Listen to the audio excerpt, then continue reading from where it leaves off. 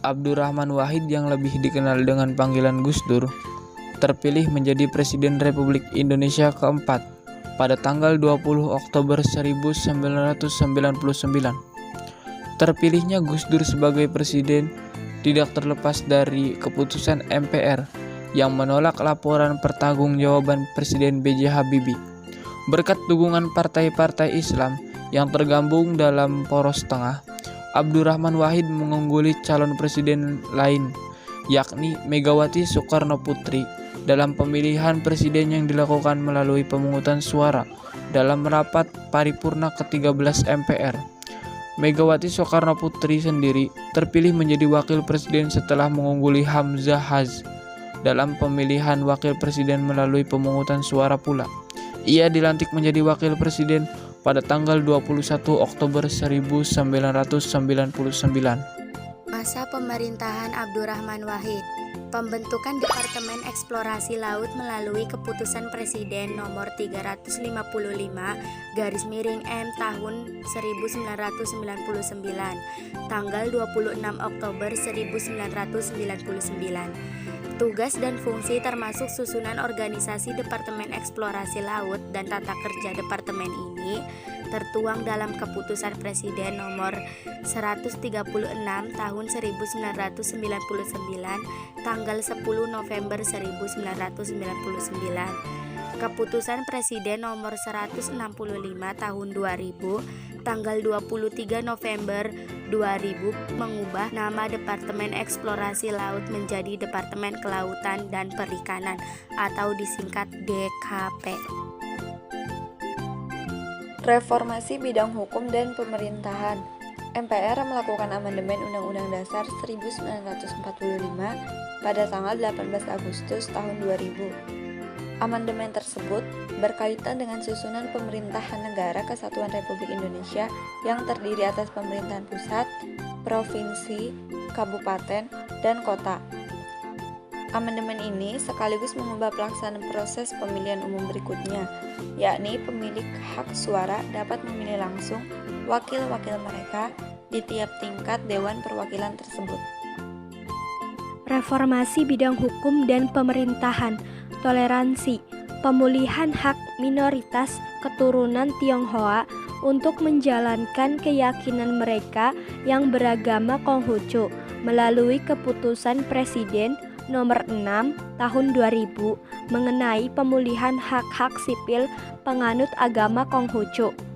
Presiden Abdurrahman Wahid melontarkan gagasan kontroversial, yaitu gagasan untuk mencabut TAP MPRS Nomor 25 Tahun 1966 tentang larangan terhadap Partai Komunis Indonesia dan penyebaran Marxisme dan Leninisme.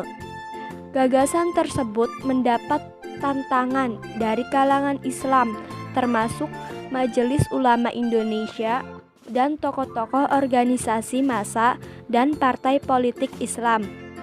Berbagai reaksi tersebut membuat Presiden Abdurrahman Wahid mengurungkan niatnya untuk membawa rencana dan gagasannya ke sidang tahunan MPR tahun 2000. Reformasi bidang hukum dan pemerintahan.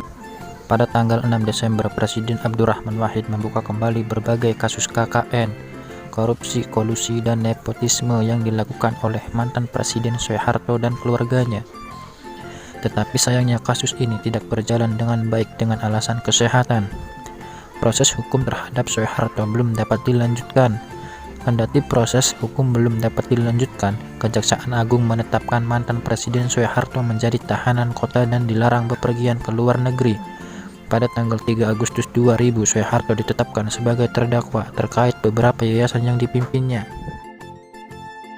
Akhir masa pemerintahan Presiden Abdurrahman Wahid, sikap TNI dan Polri tersebut turut memuluskan jalan bagi MPR untuk kembali menggelar sidang istimewa dengan agenda pemandangan umum fraksi-fraksi atas pertanggungjawaban Presiden Abdurrahman Wahid yang dilanjutkan dengan pemungutan suara untuk menerima atau menolak rancangan ketetapan MPR Nomor 2 MPR tahun 2001 tentang pertanggungjawaban Presiden Abdurrahman Wahid dan Rancangan Ketetapan MPR Nomor 3 MPR tahun 2001 tentang penetapan Wakil Presiden Megawati Soekarno Putri sebagai Presiden Republik Indonesia.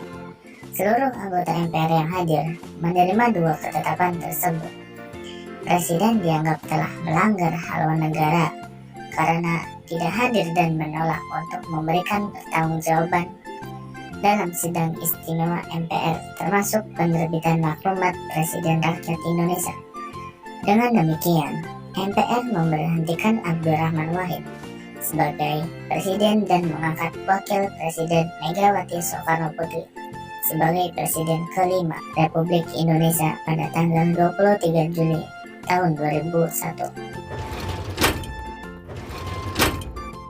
Sekian video pembelajaran dari kami, kurang lebihnya mohon maaf dan semoga bermanfaat. Jangan lupa di like, komen, dan subscribe ya guys, karena semuanya gratis. Kalau gak punya kuota tinggal hotspot ke teman, hehehe.